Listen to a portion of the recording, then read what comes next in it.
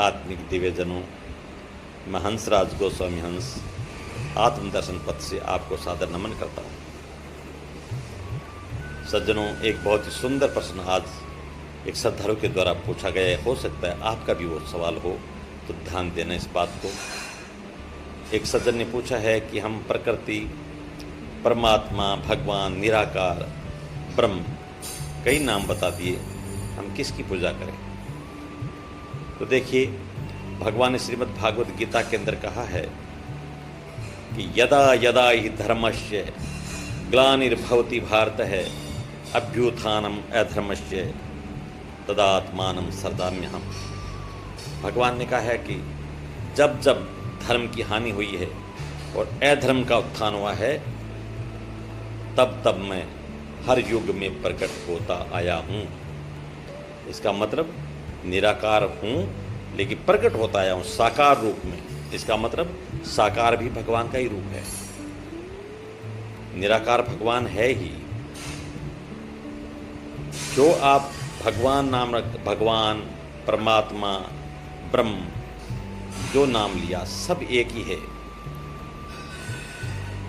भगवान ने कहा है कि मुझे प्राप्त करने के लिए 3 रास्ते हैं, 3 योग बताए।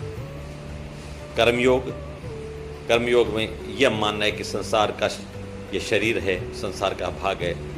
बिना कामना के, कामना रहित होकर के, निष्काम होकर के संसार की सेवा के अंदर शरीर लगा दूं, कोई कामना नहीं करूंगा तो भगवान को प्राप्त हो जाऊंगा। भक्ति योग में सब भगवान है, वसुदेव कुटुंबकम, यानी जो दिख रहा है वही भगवान है, जो देख रहा है वो भगवान है, भगवान के अलावा कुछ है ही नहीं।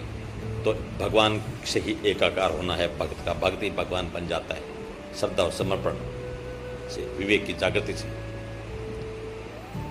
तो भी भगवान हो गए, क्योंकि द्वैत को मिटाना है। तीसरा, ज्ञान में अहम ब्रह्मास्मि, यानी मैं परम तत्व ब्रह्म का ही अंश आत्मा हूँ और आत्मा ही परमात्मा है, अहम ब्रह्मास्मि तत्वमसि। तो इसका मतलब हुआ कुल मिलाकर के द्वैत भाव को मिटा करके अद्वैत के अंदर अपने आप को स्थापित करना होगा। और इसके लिए भगवान ने ये कहा है कि कर्म योग, भक्ति योग, ज्ञान योग, तीनों में से जो आपको उचित लगे वो आप अपना लीजिए।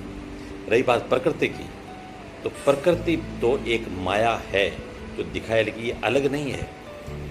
जिस प्रकार से लहर पानी से अलग नहीं है, जिस प्रकार से सोने से अलग आभूषण नहीं है, उसी प्रकार से यह प्रकृति जो है वही परमात्मा से अलग नहीं है। इस बात